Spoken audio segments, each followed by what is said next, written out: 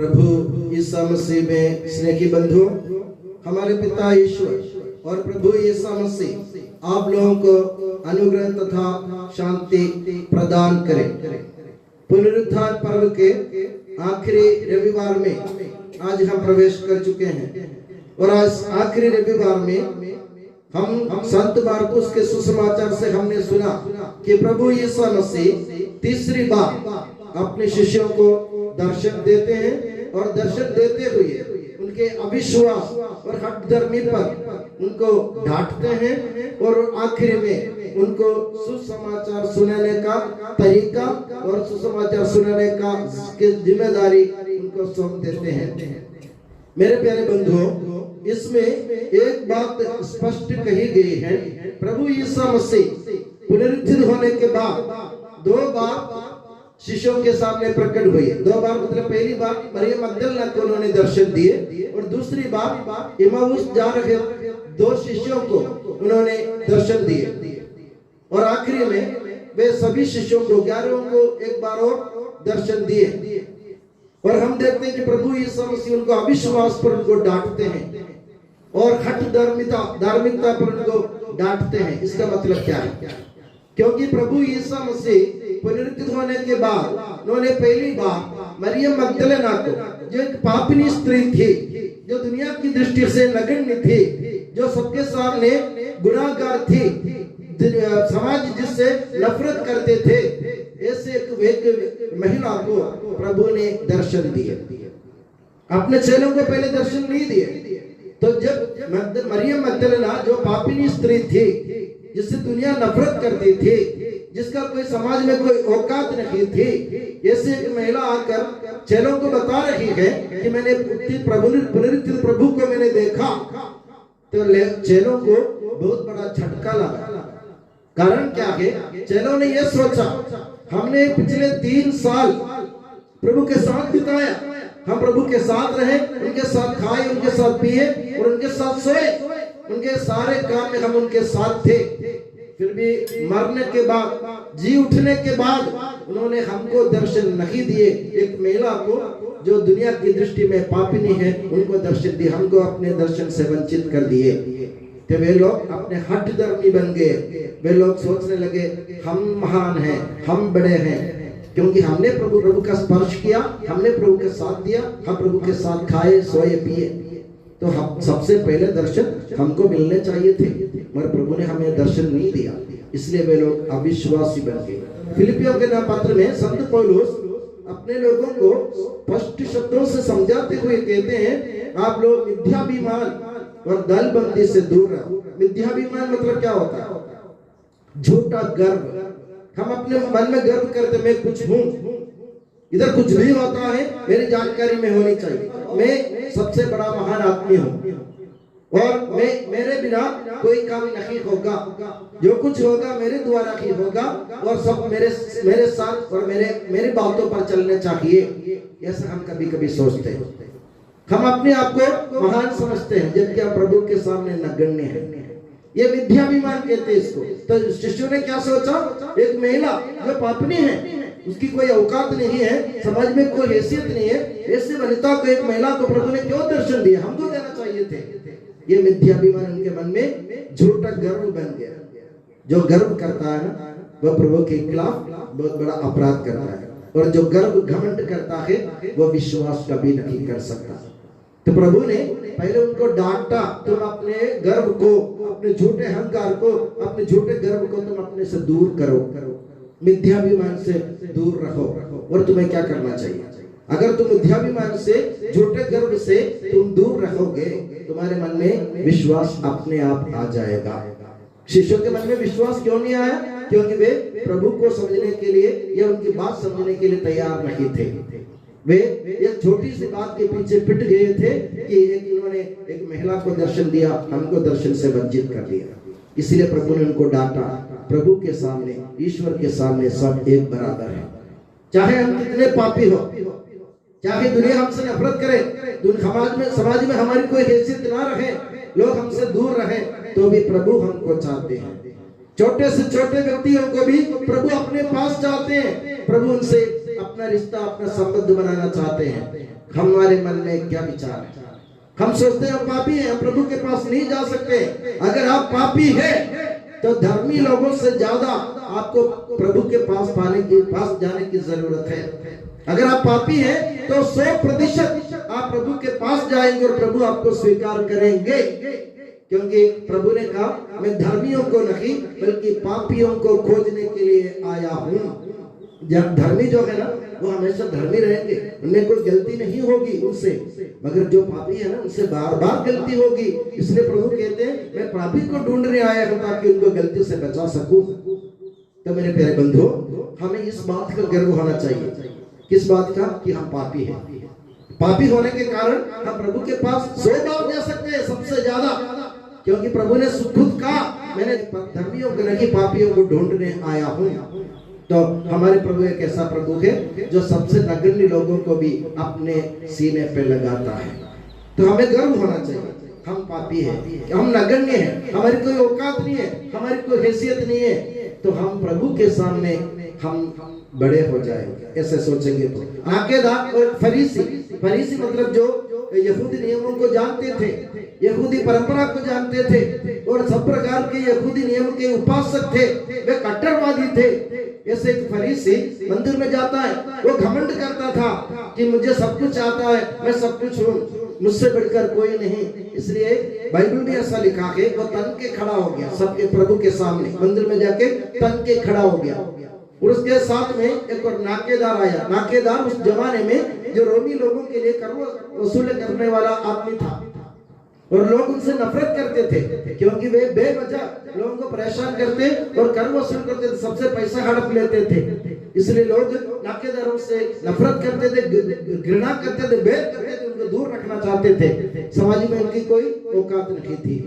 एक नाकेदार और वो फरीसी दोनों मंदिर में गए और फरीसी तन के खड़े हो गए और प्रभु के सामने बोलने लगे, प्रभु मैं दूसरे मनुष्यों के जैसे नहीं हूँ, मैं दूसरे लोगों के जैसे नहीं हूँ, ना इस नाकेदार की तरह हूँ।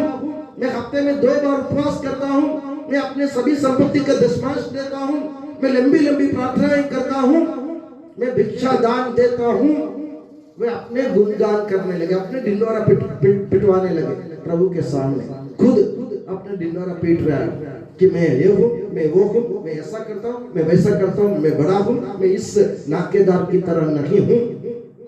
तो उसको प्रभु के सामने दूसरे व्यक्ति की उन्होंने अवज्ञा किया, उनके अवहेलना की या उनको शर्मिंदा कर दिया और बोल रहे कि मैं बड़ा हूँ, मैं महान हूँ। और नाकेदार ने क्या कहा आखिरी में? नाकेदार ने उधर पीछे मंदिर के पीछे खड़ा हो गया और नाकेदार को ऐसी हिम्मत भी नहीं हो रही थी कि उसको स्वर्ग की तरफ देखने के लिए, प्रभु की तरफ देखने की हिम्मत नहीं हो रही थी। और उसने कहा, प्रभु मुझ पापी पर दया कर। और संत लूकस ने लिखा है, फरीसी जो बड़ा गुणगान कर रहा था, अपने ढिंढोरा पीट रहा था, जो अपने आप को महान बड़ा समझकर प्रभु के सामने तन के खड़े होकर बात कर रहा था, वो नहीं बल्कि नाकेदार जिसने अपने आप को नगण्य बनाया, तुच्छ समझा और प्रभु के सामने अपनी गलती, अपने अपराध, अपने सारे गुनाह स्वीकार किया, वही धर्मी होकर मंदिर से बाहर निकला। तो मेरे प्यारे बंधु, बड़े होने से कुछ नहीं होता है। हम तब बड़े होंगे जब हम अपने आप को नगण्य दीन के प्रभु के सामने समझेंगे या उनके चरणों में जाएंगे। जैसे नाकेदार की तरह प्रभु के सामने जाकर गिड़गिड़ा के बोलो, मैं पापी हूँ, मुझ पापी पर दया कर। लंबी लंबी प्रार्थना करने से नहीं। इसलिए प्रभु ने अपने शिष्यों को डांटा, तुम अपने आप को महान मत समझो, क्योंकि मैं तुमको जो जिम्मेदारी देने वाला हूँ, सुसमाचार सुनाने की जिम्मेदारी, अगर वो जिम्मेदारी तुमको पूरी करनी हो तो तुम्हें अपने आप को दीन की नगण्य बनाने की जरूरत है। संत पौलुस ने फिलिपियों को समझाया, प्रभु यीशु मसीह के मनोभाव को अपनाओ। प्रभु यीशु मसीह का मनोभाव क्या था? वे स्वयं ईश्वर थे, ईश्वर के पुत्र थे, फिर भी उन्होंने अपने आप को दीनहीन बना लिया, दास का रूप धारण किया, हमारे जैसे मानव बन गया और उन्होंने अपने आप को दीनहीन बनाते हुए क्रूस के मरण तक आज्ञाकारी बनकर प्रभु के सामने अपनी जिम्मेदारी पूरी की। प्रभु ने नमूना हमारे सामने रखा। प्रभु यीशु मसीह ईश्वर है, ईश्वर का पुत्र है, उनके पास सारे अधिकार है, फिर भी एक गुनाहगार की तरह, अपराधी की तरह, पापी की तरह दुनिया के सामने वे क्रूस पर अपने प्राण को क्रूस पर अर्पित कर दिए थे हमारे लिए। ये नमूना हमें सीखने की जरूरत है। जो भी ये नमूना नहीं सीखता है वो सुसमाचार का प्रचार करने के लायक नहीं है। इसलिए प्रभु ने अपने चेहरों को आज डांटा। मेरे प्यारे बंधु, सुसमाचार क्या है? सुसमाचार क्या है? एफेसियों के नाम पत्र अध्याय 3 में संत पौलुस कहते हैं सुसमाचार यह है, अब से आप लोग परदेशी या प्रवासी नहीं रहेंगे। आप लोग ईश्वर के घराने के सदस्य और ईसा मसीह के द्वारा ईश्वर के पुत्र बन गए हैं। अभी आप लोग सेवक नहीं है, परदेशी नहीं है। और प्रभु स्वयं ईसा मसीह सुसमाचार के बारे में अपने चेलों को समझाते हैं, आज से मैं तुम्हें सेवक नहीं कहूंगा, मैंने तुम्हें मित्र कहा है। तो हम ईश्वर के मित्र बन गए, ईश्वर के पुत्र बन गए। यही सुसमाचार है। हम परदेशी नहीं है, पहले हम परदेशी थे, हम प्रवासी थे, हमको कोई उम्मीद नहीं बची थी हमारे पास, हम इस दुनिया में नष्ट होने वाले थे। मगर प्रभु ईश्वर ने ईसा मसीह को इसलिए भेजा, प्रभु ईसा मसीह ने हमें परदेशवास से हमको मुक्त कर दिया। अभी हम परदेशी नहीं है, हम इंतजार कर रहे हैं कब हम प्रभु के पास जा सकेंगे, क्योंकि प्रभु ने आश्वासन दिया, मेरे पिता के भवन में बहुत सारी जगह है, मैं वहां जाकर तुम्हारे लिए स्थान का प्रबंध करने के बाद फिर आऊंगा और मैं तुम्हें अपने साथ पिता के पास ले जाऊंगा। तो सुसमाचार ये है, अभी हम परदेशी नहीं है, प्रवासी नहीं है, हम सेवक नहीं है, हम ईश्वर के पुत्र हैं, ईश्वर के मित्र हैं। आखिर में सुसमाचार क्या है? सुसमाचार ये है, हमारे लिए ईसा मसीह ने स्वर्ग में पिता के पास जगह तैयार कर ली है। हमें अपने असली घर जाना है तो प्रभु ईसा मसीह दोबारा आएगा हमको ले जाने के लिए। तब तक हमें क्या करने की जरूरत है? तब तक हमें दूसरों को ये सुसमाचार सुनाने की जरूरत है। हम सब एक ही ईश्वर के पुत्र पुत्रियां हैं, हम एक ही ईश्वर के बच्चे हैं और ईश्वर ने हमारे लिए अपने जान को अर्पित कर दी है। और हम लोगों को चाहिए ईसा मसीह की तरह हम भी एक दूसरे को अपने से बड़ा मानकर, अपने को नगण्य समझकर, अपने को नम्र बनाकर, दूसरों के हाथ पकड़कर उनको आगे बढ़ाने की जरूरत है। मुक्ति की राहों में, मुक्ति की राह में लोगों को आगे बढ़ाना सुसमाचार होता है। तो मेरे प्यारे बंधुओं, आज से हम ये ठान लें, हम पहले ये विचार करें कि हम ईश्वर के सामने कुछ भी नहीं है, हम नगण्य हैं, हम पापी हैं, हम गुनाहगार हैं, हमने अपराध किए हैं, मगर हमारे ईश्वर की दया असीम है। हमें से हर एक को प्रभु जानता है कि वो आदमी, भलाना आदमी, वो कमजोर है, वो पाप कर सकता है, वो अपराध कर सकता है, उससे गलती हो सकते हैं। इसलिए प्रभु हमारे इंतजार में आंखें बिछा कर बैठे, आंख में तेल डालकर प्रभु हमारे इंतजार कर रहे हैं। एक ना एक दिन हम अपनी गलती को महसूस करेंगे, उसका एहसास करते हुए प्रभु से माफी मांगने उनके पास जाएंगे। तो हम आज से ये कोशिश करें, हम अपने आप को बड़ा समझने की कोशिश ना करें, बल्कि हम ये समझे कि प्रभु के सामने हम सब बराबर हैं, प्रभु सबको एक बराबर चाहते हैं। और ये भी समझो, अगर हम पापी हैं तो हम 100 बार, मैं बार ये कहूंगा, अगर आप पापी हो तो 100 बार आप प्रभु के पास जा सकते हैं, क्योंकि प्रभु आपको चाहते हैं। हम अपने घमंड को चूर चूर कर दे, उसको नष्ट कर दे और हम अपने आप को दीनहीन बनाने की कोशिश करें और प्रभु के सामने जाके पापनी स्त्री की तरह, नाकेदार की तरह रोना सीखे।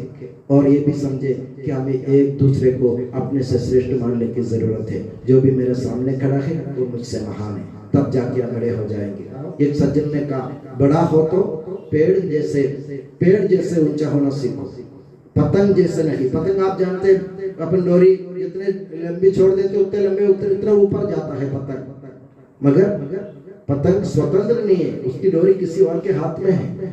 मगर बड़ा होना तो जब वो डोरी टूट गई तो पतंग नीचे गिर जाएगा। मगर वो व्यक्ति कहता है, वो सज्जन कहता है, तुम अगर बड़ा होना चाहते हो तो पेड़ जैसे ऊंचाई पाने की कोशिश करो, क्योंकि पेड़ जितना बड़ा होता है इतना धरती पर गड़ा होता है। तो मेरे प्यारे बंधु, अब जमीन पर जड़ गढ़ने की कोशिश करें, यानी नम्र बनना सीखे। जैसे कबीरदास जी ने कहा, ऊंचा बड़ा हुआ तो क्या हुआ, जैसे पेड़ खजूर, और इनको पंथी को छाया नहीं, फल भी लगे अति दूर। खजूर के पास जा कोई छाव मिलता है क्या? किसी को कोई छाव नहीं मिलता, और फल भी बहुत दूर है।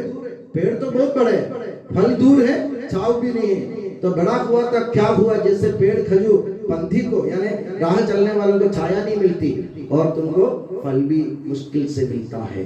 तो मेरे प्यारे बंधुओं, ऐसा बड़े होने की कोशिश मत करो। जैसे मैंने कहा, पेड़ जैसे ऊंचा होने की कोशिश करो। जितने अपन ऊंचे होते उतने अपन धरती पर गड़े होने चाहिए। तो प्रभु से विनती करें और प्रभु से ये वादा करें कि हम जब तक जिंदा रहेंगे प्रभु के सामने अपने आप को नगण्य समझकर अपनी गलती स्वीकार करते हुए प्रभु से अनुग्रह पाने की कोशिश करें। और मैं दुआ करता हूँ कि सुसमाचार का प्रचार करने के लिए प्रभु हमको सक्षम बनाए और प्रभु के नाम को फैलाने के लिए प्रभु हमें अनुग्रह प्रदान करे। और माता मरियम और प्रभु यीशु मसीह आप सभी लोगों को अपनी नियामत की छत्र छाया में सुखी और सुरक्षित रखे। पिता, पुत्र और पवित्र आत्मा के नाम पर आमीन।